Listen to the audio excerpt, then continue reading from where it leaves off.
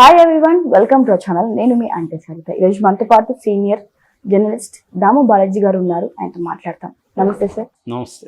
పవన్ కళ్యాణ్ గారి nomination reject అయిందని విన్నాము. అసలు ఎందుకు రిజెక్ట్ అయింది? కొన్ని అబద్ధాలు ఏవో ఉన్నాయి అన్నారు. అసలు ఏం అబద్ధాలు, ఏం జరుగుతుంది?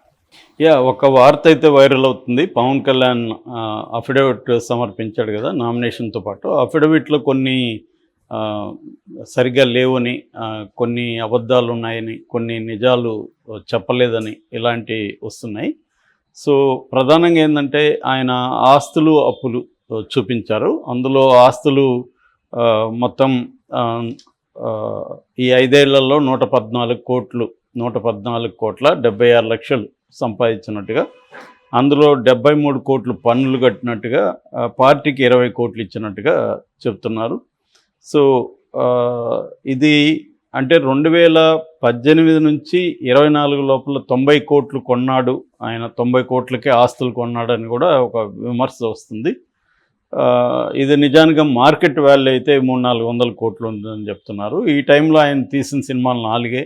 సో 90 కోట్లు ఎలా కొన్నాడు, మళ్ళీ పార్టీకి పండించాడు, ఇవన్నీ ఆయన అబద్ధాలు చెప్తున్నాడు ఆస్తుల విషయంలో అనే విమర్శలు వస్తున్నాయి.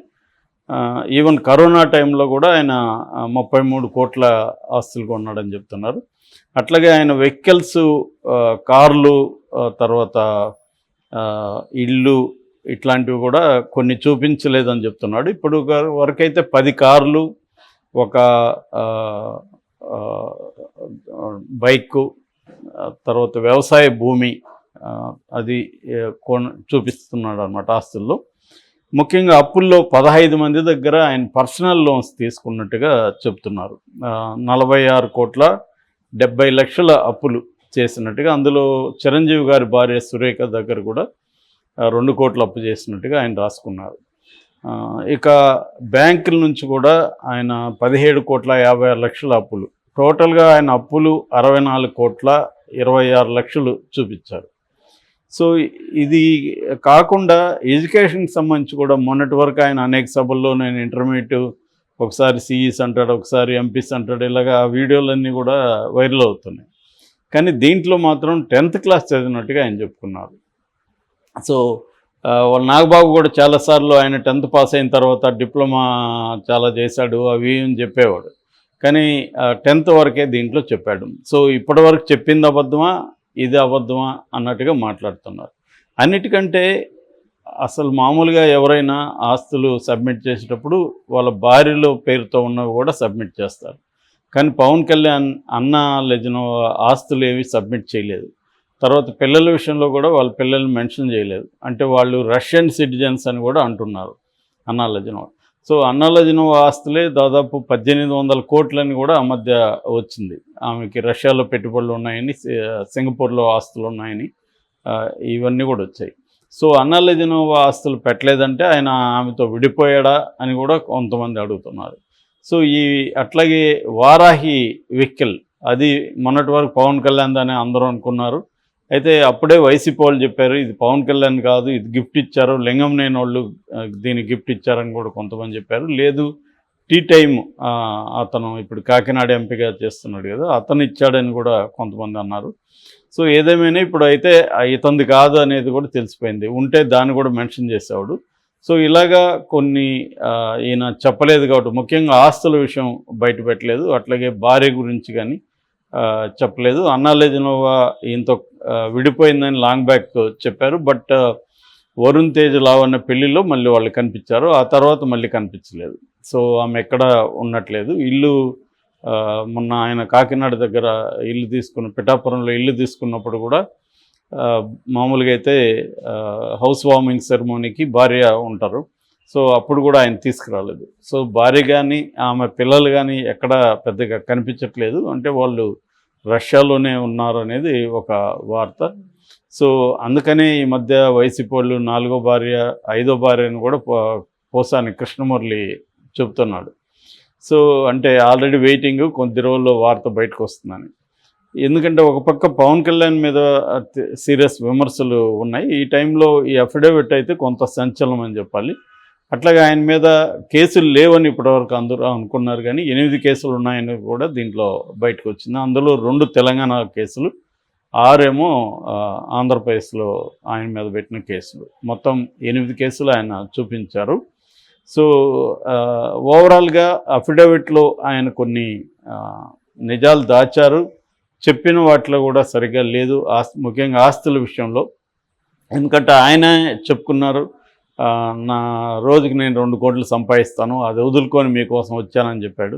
సో అంటే ఆయనకు ఒక సినిమాకి పర్ డే 2 నుంచి 3 కోట్లు వస్తుంది. మామూలుగా అయితే ఆయన సినిమాకి ఈ మధ్య చేస్తున్నది 20 నుంచి 20 రోజుల కంటే డేట్స్ లేవు. అన్నీ అట్లాంటి సినిమాలు సెలెక్ట్ చేసుకుంటున్నారు. యావరేజ్లో ఆయనకి 60-65 కోట్ల రెమ్యునరేషన్ ఉంది. సో అంటే పర్ డేకి 2 నుంచి 3 కోట్ల రెమ్యునరేషన్ ఉన్నప్పుడు ఆ లెక్కన తీసుకుంటే ఆయన చాలా ఎక్కువ ఆస్తులు ఉండాలి, కానీ తక్కువ చూపించాడు ఆయన మాటలోనే అనేది చెబుతున్నారు. సో రెండోది అప్పులు కూడా కావాలనే ఎక్కువ చూపించాడు గతం కంటే కూడా. ఎందుకంటే ఇదంతా ఇందులో చాలామంది 15 మంది పర్సనల్ లోన్స్ అని రాశారు, అందులో ఎక్కువ ప్రొడ్యూసర్లే ఉన్నారు. సో వాళ్ళు ఇచ్చిన రెమ్యునరేషన్ కావచ్చు, అడ్వాన్సులు కావచ్చు, వాటిని కూడా ఈయన అప్పుల పేరుతో చూపించారు. నిజానికి అది అప్పులు కాదు, ఆయన రెమ్యునరేషన్లో అడ్వాన్స్. ఆయన ఏమీ మళ్ళీ వెనక్కి ఇచ్చే పరిస్థితి ఏమి ఉండదు. ఒకసారి ప్రొడ్యూసర్ దగ్గర తీసుకున్నాక వాటినేమి ఇతను వెనక్కి ఇవ్వడు, కాబట్టి అది అప్పుగా పరిగణించకూడదు అనేది కూడా ఒక వాదన ఉంది. కానీ అది చెప్పలేం, ఒకవేళ ఆయన వెనక్కి ఇస్తే అది అప్పుగా పరిగణించవచ్చు. కొంతమంది ప్రొడ్యూసర్లు అడ్వాన్స్ తీసుకోరు వెనక్కి, ఎందుకంటే అతని దగ్గర ఉంటే ఎప్పుడైనా మళ్ళీ మనకి చేస్తారేమో, తీసుకునేస్తే మళ్ళీ మనకు అపాయింట్మెంట్ కూడా ఇవ్వరు అనే భయం కూడా ఉంటుంది. చాలామంది హీరోలకి ప్రొడ్యూసర్లకి ఇలాంటి రిలేషన్షిప్స్ ఉంటాయి. సో అడ్వాన్స్ ఇచ్చేసిన తర్వాత అడగరు అనమాట. సో వాళ్ళు కూడా చాలామంది హీరోలు కూడా వెనక్కి ఇవ్వరు, మళ్ళీ చేద్దాంలా అన్నట్టుగా ఉంటుంది. సో ఈ కాంటెక్స్లో ఈయన ఎందుకు ఇలా చెప్పాడు అని ఇవాళ ఇప్పుడు వైరల్ అవుతుంది. ఆయన అందరినీ నేను ప్రశ్నించడానికే పార్టీ పెట్టానని చెప్పే పవన్ కళ్యాణ్ తన విషయంలో మాత్రం ఎవరు ప్రశ్నించకూడదు అన్న ధోరణి కనిపిస్తుంది. చాలామంది అడుగుతున్నారు యాక్చువల్గా సోషల్ మీడియాలో. మేజర్ ప్రాబ్లం ఇప్పుడు అక్కడ వచ్చింది. అంటే ఒక పక్క జగనే ఓపెన్గా పవన్ కళ్యాణ్ 4 పిల్లలు మార్చాడు, 4 నియోజకవర్గం మార్చారు అని మాట్లాడుతున్నాడు. మామూలుగా విడిపోకపోతే ఆమె ఆస్తులు కూడా చూపించాలి, కానీ ఆమె చూపించట్లేదు. అట్లాగే ఆ పిల్లల గురించి కూడా ఏం చెప్పలేదు. వాళ్ళు ఒకవేళ రష్యా సిటిజన్స్ అయితే చెప్పకపోవచ్చు. సో ఈ కాంటెక్స్ట్లో రిజెక్ట్ అవుతుందా లేదా అనే చర్చ నడుస్తుంది. కానీ నాకు తెలిసితే ఈసీ ఇప్పటివరకు దీని మీద ఏమీ అనౌన్స్ చేయలేదు. ఇదంతా కూడా వైసీపీ వాళ్ళు కావచ్చు, లేదా కొంతమంది జనసేన అభిమానులు కూడా కన్ఫ్యూజన్లో పోస్టులు పెడుతున్నట్టుగా మనకు అర్థమవుతుంది. మామూలుగా అయితే ఏదన్నా ఇట్లాంటివి ఉంటే ఈ రోజు లోపలే అది కరెక్ట్ చేసి మళ్ళీ రీసబ్మిట్ చేయొచ్చు. కాబట్టి పవన్ కళ్యాణ్కి ఒకవేళ ఏమైనా ఉంటే ఈసీ టైం ఇస్తుంది కరెక్ట్ చేసి మళ్ళీ రీసబ్మిట్ చేయమని. సో కరెక్ట్ చేసి రీసబ్మిట్ చేస్తే పెద్ద ఇబ్బంది ఉండదు. కాకపోతే ఏంటంటే పవన్ కళ్యాణ్ లాంటి వాళ్ళకి చిన్న ఇష్యూలు ఉన్నా దాన్ని భూతద్దంలో చూసి చెప్పడం అనేది జరుగుతుంది. ఆ కాంటెక్స్లోనే దీన్ని మనం అర్థం చేసుకోవాలి. అయితే పవన్ కళ్యాణ్ కానీ జనసేన లీడర్లు కానీ ఎవరు కూడా దీని మీద మాట్లాడట్లేదు. ముఖ్యంగా పోతినేని విజయవాడ వెస్ట్ వాళ్ళు అలాంటి వాళ్ళు గట్టిగా మాట్లాడుతున్నారు. అంటే జనసేన నుంచి బయటకు వచ్చిన వాళ్ళే పవన్ కళ్యాణ్కి నెగిటివ్గా మాట్లాడుతున్నారు. ఈ మధ్యకాలంలో దాదాపు 10 మందికి పైన జనసేన నుంచి బయటకు వచ్చి వైసీపీలో చేరిన వాళ్ళు ఉన్నారు. ఎందుకంటే జనసేనలో 23 మొత్తం ఉంటాయి, లోక్సభ అండ్ అసెంబ్లీ కలిపి. అందులో 12 సీట్లు జనసేన కాకుండా ఇతరులకు, అంటే తెలుగుదేశం వాళ్ళకి, వైసీపీ నుంచి వచ్చిన వాళ్ళకి ఇచ్చారనమాట. సో ఆ కాంటెక్స్లో తీసుకుంటే వాళ్ళు ఎక్కువ దీని మీద విమర్శిస్తూ ఉండరు. సో ఇది నిజంగా రిజెక్ట్ అవుతుందా లేదనేది మనకి ఈరోజు ఎండ్ లోపల తెలిసిపోయే అవకాశం ఉంది. Okay, thank you.